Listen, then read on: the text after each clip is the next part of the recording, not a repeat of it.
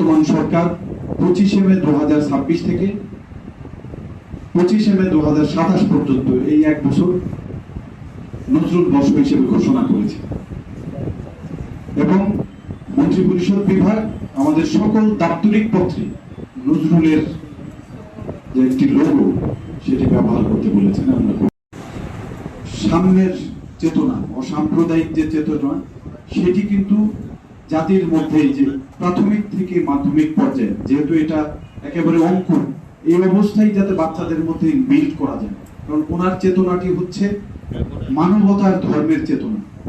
উনি নিজে মুসলিম হয়ে তিনি শ্যামা সঙ্গীত লিখেছেন, তিনি কীর্তন লিখেছেন, তিনি হামনাদ লিখেছেন, তিনি গজল লিখেছেন, গান লিখেছেন।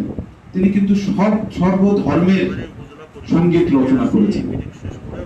সাম্যের কবি, বিদ্রোহী কবি এবং তিনি অসাম্প্রদায়িকতার কবি। যেই কারণে বর্তমান সরকার 25 মে 2026 থেকে 25 মে 2027 পর্যন্ত এই এক বছর নজরুল বর্ষ হিসেবে ঘোষণা করেছে এবং মন্ত্রিপরিষদ বিভাগ আমাদের সকল দাপ্তরিক পত্রে নজরুলের যে একটি লোগো সেটি ব্যবহার করতে বলেছেন। আমরা করছি এই সাম্যের চেতনা, অসাম্প্রদায়িকতার চেতনা যেন আমরা একেবারে বাচ্চাদের প্রাথমিক পর্যায় থেকে উচ্চ পর্যায় পর্যন্ত পৌঁছে দিতে পারি। আমার বিদ্যালয়ের সুনাম অক্ষুণ্ণ রেখে স্যার, আমি তো আমার বিদ্যালয়কে নিয়ে আমার উপজেলা পর্যায়ে, সেই উপজেলা পর্যায়ে স্যার শিক্ষার্থী আমার সবচেয়ে বেস্ট, সেটা স্যার আমি তো আসলে নির্ধারণ করবো।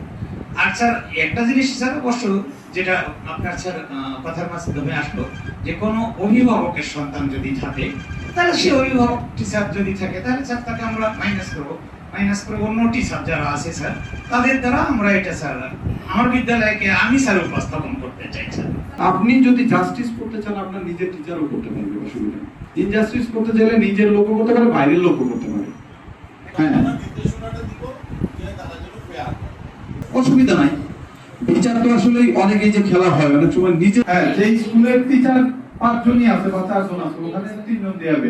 সেই স্কুলকে দায়িত্ব দিলেই মনে হয় ভালো হয় স্যার। হেড টিচারকে দায়িত্ব এইভাবে উঠায় নিয়ে আসতে হবে।